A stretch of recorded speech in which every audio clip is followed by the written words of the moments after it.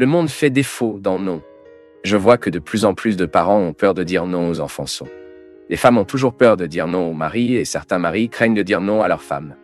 Les gens ont peur de dire non aux amis, aux filles dans les avions qui ne peuvent pas dire non à la mer dans l'eau, des patrons qui ne peuvent dire non aux subordonnés, des gens qui ne peuvent pas dire non à leurs propres désirs et donc certains monstres sont créés.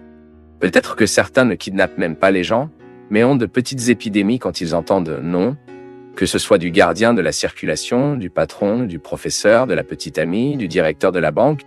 Les parents disent que je ne peux pas traumatiser mon fils. Et n'est-il pas rare pour moi de voir des gifles de bébés avec 1 ou 2 ans? D'autres passent ce qu'ils n'ont pas sur des jouets tous les jours et des fêtes d'anniversaire pharaoniques, sans parler des adolescents. De nos jours, il est difficile d'entendre quelqu'un dire non. Vous ne pouvez pas frapper votre petite amie. Non, vous ne regardez pas un feuilleton fait pour les adultes. Vous ne passerez pas l'aube dans la rue. Non. Non, vous ne buvez pas de bière avant d'avoir 18 ans. Non, ces gens ne sont pas des entreprises pour vous. Non, aujourd'hui, vous ne gagnerez pas de jouets ou ne mangerez pas de collation et de chocolat. Non, vous ne manquerez pas à l'école sans être malade. Non, cette conversation n'est pas pour vous d'entrer. Non, avec ça, tu ne joueras pas. Non, aujourd'hui, Toy est en punition et ne jouera pas dans le parc. Les enfants et les adolescents qui grandissent sans entendre bien, juste et ferme, ne grandissant pas sans savoir que le monde n'est pas seulement le leur, et puis, dans le premier pas que la vie ne vous donne, et la vie vous donnera beaucoup, paniquez. Je ne défends pas le retour de l'éducation rigide et sans dialogue, au contraire, je crois fermement que les enfants et les adolescents traités avec un véritable amour, sans culpabilité, calme et libre, peuvent parfaitement comprendre une sanction du père ou de la mère, intuit que l'amour des adultes pour les enfants n'est pas seulement du plaisir, mais c'est aussi la responsabilité. Et ceux qui n'entendent pas de temps en temps apprennent également à les dire en cas de besoin. Je finis par apprendre qu'il est important de dire non à certaines personnes qui essaient de nous abuser de diverses manières avec le respect et la fermeté, même si ce sont des gens qui nous aiment. Ils ne protègent pas, ils ne l'enseignent pas, ils ne se préparent pas. Aussi dur que j'essaie de dire non aux humains qui se croisent quand je crois qu'il est temps. Et j'essaie aussi de respecter les personnes que j'obtiens. Je ne comprends pas toujours, mais j'essaye. Je crois que c'est là que se trouve la véritable preuve d'amour. Et c'est aussi là que la solution à la violence de plus en plus excessive et absurde est de nos jours.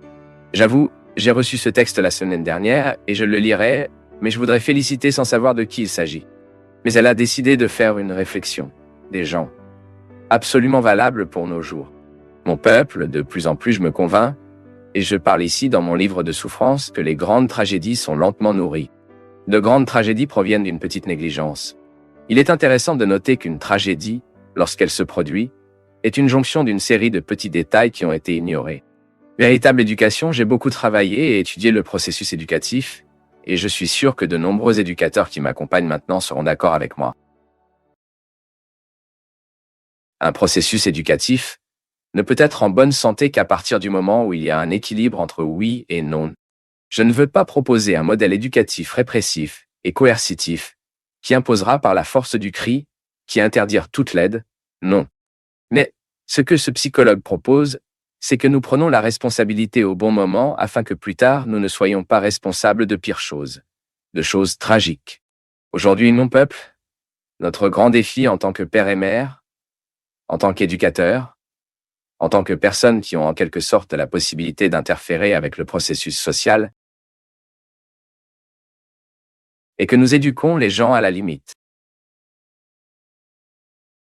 à la situation que nous aurons tous à quoi faire face, où la vie nous offrira un non. Nous ne pouvons pas trouver une personne qui a été heureuse et qui a été remplie, qui n'a trouvé que oui à vie. Tout à fait le contraire. Soit dit en passant, je crois qu'une personne devient intéressante, car elle est capable de surmonter les adversités qu'il trouve. Personne n'est né prêt. Nous n'avons pas la possibilité d'avoir une vie prête, un monde ordonné, si les gens ne visent pas l'expérience de la production. Et un enfant est une entreprise qui a besoin d'être sculptée tout le temps comme s'il s'agissait d'une sculpture. De cette forme humaine. Cet outil appelé love, qui donne 2 coups. L'amour est un outil qui donne 2 coups à permettre et à nier. Il a tort de penser que l'amour est un outil qui ne donne que le coup d'état. Non. L'amour donne le coup d'état, mais il donne également le coup de déni. Proclamer la victoire de Dieu est une manière intéressante que nous ayons. Tout d'abord, reconnaissez ce que nous attendons. Parce que lorsque nous proclamons la victoire de Dieu dans nos vies, nous reconnaissons qu'en nous, il y a une partie qui lui appartient. Non pas que nous soyons en quartier, non. Cette totalité de l'être humain est de comprendre qu'en lui, il y a une partie non nulle qui appartient au territoire sacré et sacré. C'est l'identité chrétienne assurée dans ces détails de l'existence. Lorsque nous découvrons qu'en nous, il y a un espace pour le courage, mais il y a aussi un espace pour la faiblesse, et que dans la réconciliation de ces deux réalités, car elles doivent être réconciliées tout le temps. Car personne n'est toujours courageux, mais personne n'est toujours une faiblesse. Nous faisons le mélange, la transition de tout le temps que nous nous reconnaissons quelque part dans cette histoire. Ne vous condamnez pas à mourir avec vos défauts. Chose triste. Mon peuple. C'est là que nous parlons comme ça, je suis comme ça, et ne change pas. Pourquoi, quand nous disons que nous ne changerons pas, d'une manière ou d'une autre, nous avons déjà commencé à mourir? Parce que ce qui ne change pas, c'est ce qui est mort. C'est pourquoi le concept de sainteté est un concept dynamique, qui nous émoure tout le temps pour la vie. Saint n'est pas celui qui est définitif, non. Saint est celui qui est dans le mouvement constant de se battre pour être meilleur. Sainteté, nous sommes tous invités à vivre. Et parfois, nous pensons que saint est une chose des gens qui sont déjà sur l'autel, non. La sainteté est une réalité. C'est une lutte pour laquelle nous sommes tous convoqués. Non, vous n'avez pas besoin d'être accommodant dans les défauts que nous avons. C'est tellement bon que nous avons le sentiment qui a grandi. Soulevez vos yeux, déverrouillez votre voix. Venez recevoir de nouveaux vêtements de lumière. Et proclame avec moi la victoire de Dieu. Déverrouillez votre voix. Vous qui avez si souvent peur de dire, vous qui avez si souvent peur de parler de vos difficultés, de vos limites. Il est si bon pour nous d'avoir le courage de supposer que nous sommes fragiles. C'est tellement bon que nous avons le courage de prendre une fragilité, car après son courage nous reprend. Et c'est la réalité. Ce n'est pas une petite conversation, non? Parfois, nous nous efforçons tellement de gagner, mais nous oublions un petit détail et si fondamental dans la victoire. Pour que nous puissions remporter la victoire, nous devons faire l'expérience constante de permettre ce qui fait partie de Dieu en nous. Qu'il prend soin. Il nourrit. Parce que ce qui lui est, il le fait déjà. Maintenant, la victoire ne se produit souvent pas parce que notre volonté est d'apporter la sculpture avec de l'eau pour que Dieu fasse de l'eau se transformer en vin. Ce mouvement est humain. C'est la décision humaine de croire au mot qui transforme l'eau en vin. Vous êtes-vous déjà demandé combien de réalités humaines vous vivez, combien de réalités vous vivez dans votre vie qui sont similaires à l'histoire du vin, l'eau qui se transforme en vin? De combien de réalités humaines auriez-vous besoin d'avoir le courage de présenter au Seigneur et de dire « Oh, mon eau, et je voudrais que le vin se produise. C'est la lutte que j'apporte, Seigneur. C'est l'engagement que j'ai vécu tous les jours de ma vie et j'attends votre miracle. Parce que je sais que ce miracle se produit à partir de deux chemins, les miens et les vôtres, qui à un moment donné se réunissent. Ce sont deux gestes qui ont le pouvoir de transformer et de se produire et de faire ce qui semblait autrefois impossible. Cause impossible, disons souvent. Il y a beaucoup de causes qui sont impossibles. C'est parce que nous n'avons pas encore fait ce qui est possible. Nous avons le droit d'attendre l'impossible après que nous ayons fait tout ce qui nous a été possible. Et apporter la sculpture avec de l'eau est un moyen de présenter au Seigneur notre engagement et notre volonté. Dieu entre dans notre vie et est ici. Parfois, nous disons souvent que celui qui convertit est le cœur, hein? Mais soyons concrets aujourd'hui. Dieu se met dans votre tête, vous savez pourquoi? Le cœur n'est qu'une métaphore de ce que le cerveau a déjà décidé. Vous l'aimez? C'est ici. Par conséquent, lorsque la tête ne fonctionne pas, la souffrance est le cœur. Lorsque nous ne décidons pas de la personne que nous aimerons, qui souffre, est la pauvre chose ici, qui vit les pressions, puis il infarme progressivement. Et ainsi, Dieu arrive dans notre tête. C'est pourquoi les Grecs avaient une expression très intéressante, qui appartient au contexte de la philosophie. Qu'une personne est en fait modifiée est après que le méthane s'y soit produit. Savez-vous ce que signifie la métaoïa? Changement d'esprit. Ceux qui avant se tournaient vers le maintenant tournent vers la gauche. C'est la conversion. Notre raisonnement a réussi à englober certaines réalités avant qu'elles ne comprennent pas. Ensuite, nous pensons plus largement. Et parfois les choses se passent mal dans nos vies. C'est parce que vous manquez vraiment de vision. Nous devons encore penser différemment. Parce que Dieu arrive dans nos vies quand nous pensons. Dieu se produit dans nos vies lorsque nous agissons pour le bon sens. Ou quand nous commençons à vivre plus réfléchis. Ensuite, Nous commençons à ouvrir les horizons à ce qui semblait si proche. Ensuite, nous avons commencé à éclairer les éclairages dans des endroits qui étaient autrefois si sombres. Et c'est ce que nous voulons faire.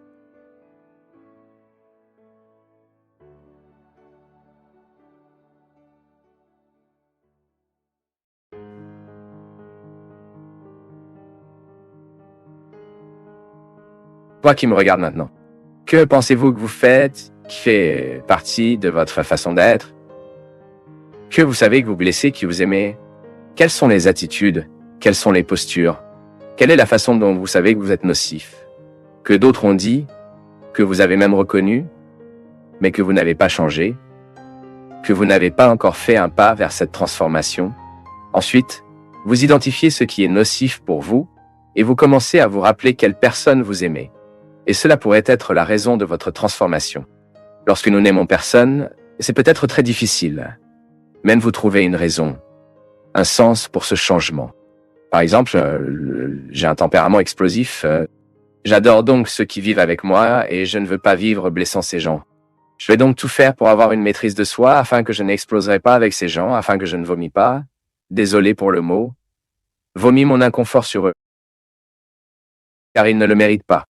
Alors moi, si je ne suis pas en mesure de changer mes postures en ceux que j'aime, qui je vais changer alors? Parce que je crois vraiment, mon peuple, que lorsque nous aimons vraiment quelqu'un, nous pouvons faire des sacrifices. Nous pouvons changer de posture. Nous pouvons devenir vigilants. Et ce n'est pas un enlèvement de la subjectivité. Ce que je dis dans le livre, c'est quand j'abandonne tout ce que en moi est positif, ma liberté, ma capacité à être moi. Parce que quelqu'un m'a imposé la nécessité de changer pour lui plaire. Ici, je parle d'un changement qui ne veut pas plaire seulement, c'est pour provoquer le bien que plusieurs fois, parce que je ne le fais pas, parce que je ne le fais pas. J'arrête de provoquer et je continue de penser, d'accord. La mère aime son fils. Donc, quand elle sait qu'elle nuit à la santé de son fils près de lui, elle devrait pouvoir changer cette attitude à cause de l'amour qu'elle a dit en vous. L'idéal serait si elle cessait de fumer. Mais si vous n'avez pas encore assez de force, ou si vous n'avez pas trouvé les ressources pour arrêter de fumer, ceux qui au moins ne fument pas intérieur. Je dis ça chez moi. Combien de fois je suis entré dans la maison de ma sœur, j'étais encore séminariste. Ma sœur était là, ses filles, fumant avec les enfants marchant à l'intérieur de la cuisine. J'ai dit, les gars, ces enfants ne sont-ils pas tenus de subir les conséquences des dépendances que vous avez supposées? Pour l'amour de Dieu, quelle attitude dois-je avoir à montrer que j'aime? Dans ce cas, il n'allume pas la cigarette près de j'aime. Si je fais déjà ce mal terrible maintenant, provoquant l'autre que j'aime, j'ai dit, plusieurs fois, dans le but de plaire à l'autre, nous oublions qui nous sommes et finissons par jouer un rôle, en portant un masque pour plaire. Il s'agit d'un enlèvement de la subjectivité que nous permettons. L'autre finit par me demander que je change pour qu'il m'aime. Et moi, parce que je veux être aimé, je finis par accepter le rôle qu'il m'a déterminé. Quand je dis que nous savons que nous nous aimons lorsque nous sommes en mesure de changer pour eux, je parle de situations où nous identifions que nous sommes défectueux dans cette attitude. Dans le livre, je parle de vol de quelque chose de positif. Je suis moi et je vais le permettre d'être un autre parce que l'autre veut que je sois celui-là idéalisé. Ce n'est pas le cas. Je suis capable de dire que j'aime quand je suis vigilant avec tout ce qui me gâche et gâche l'autre. Un exemple très simple. Je pourrais arrêter de boire parce que j'aime mon fils. Parce que quand je regarde la créature que j'aime, je reconnais dans elle mes excès, ce qui est nocif pour moi. Et puis je ferai tout pour. Je peux me permettre de transformer pour l'amour que je ressens. Mon père a cessé de boire comme ça. Je me souviens, tu sais, mon peuple. Mon père était un très bon homme. Un homme très travailleur. Un homme très honnête. Je ne l'ai pas ici pour embarrasser mon père.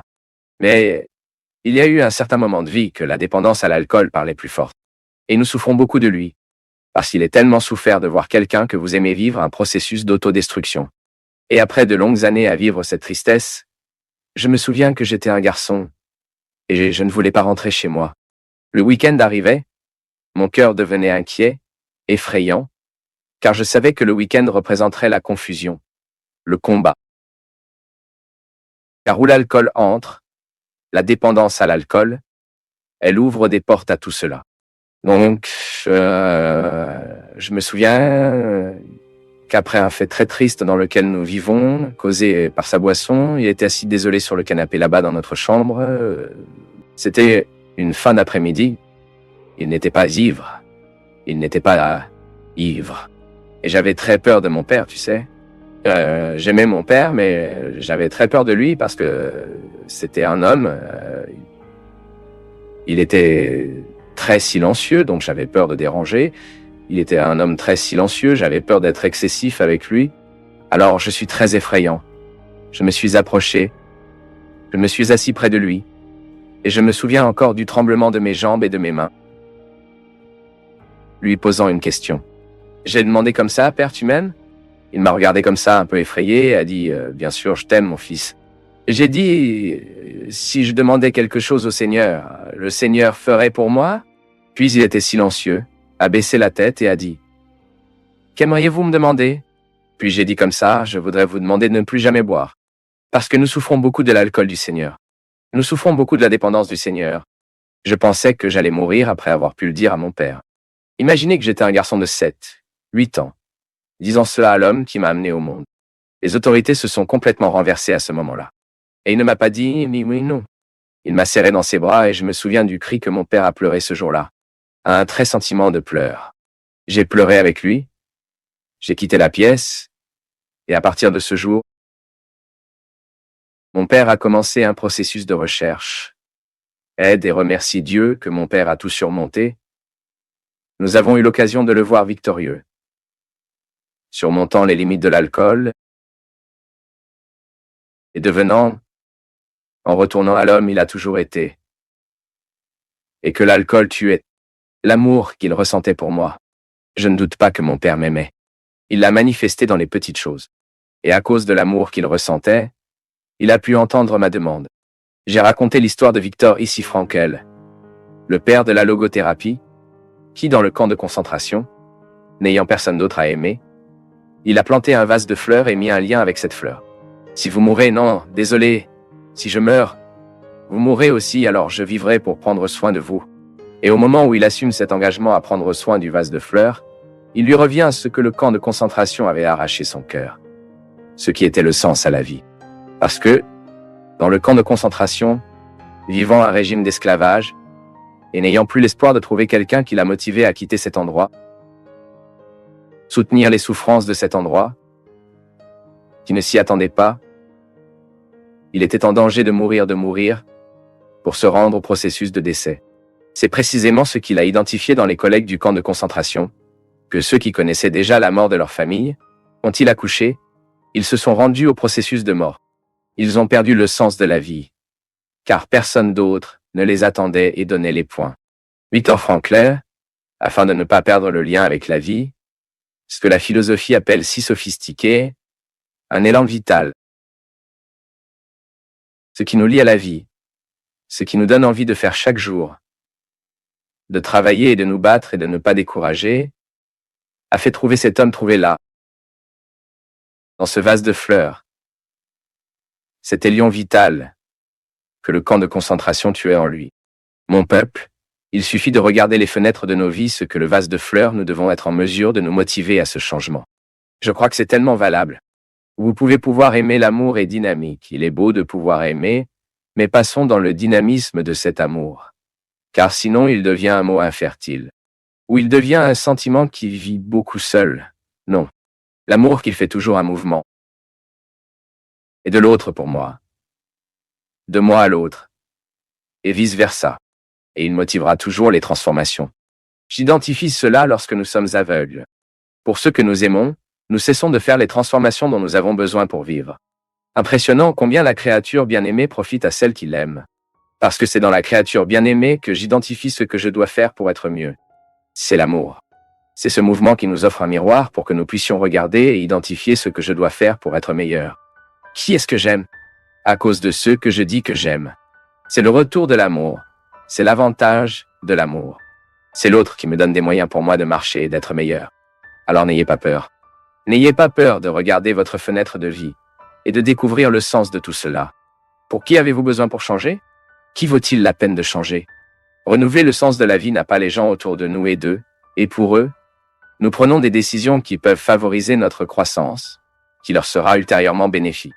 Chaque fois que je trouve un enfant drogué, un enfant perdu dans la drogue, et je regarde la souffrance de la mère là-bas, je vois qu'il peut guérir Qui peut guérir, qui dans cette histoire? C'est l'amour que l'on ressent pour l'autre. C'est le fils de regarder sa mère et de réaliser à quel point elle souffre du processus d'autodestruction qu'il vit. Nous pouvons changer nos choix parce que nous avons quelqu'un qui nous aime. Et de cet amour, nous sommes meilleurs. Et nous changeons ce qui doit être modifié.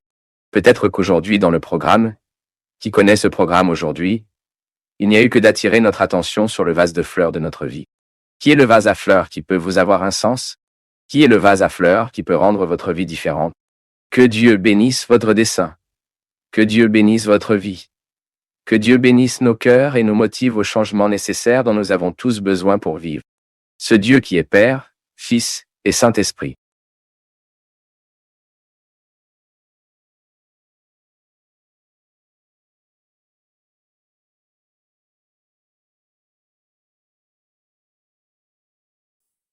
Si tu es resté jusqu'ici, c'est que ce message t'a parlé à un certain niveau. Dis-nous d'où tu nous regardes, abonne-toi à la chaîne, explore les liens dans la description pour approfondir ta réflexion, car peu vont jusqu'au bout. Merci, une grande accolade et à la prochaine vidéo.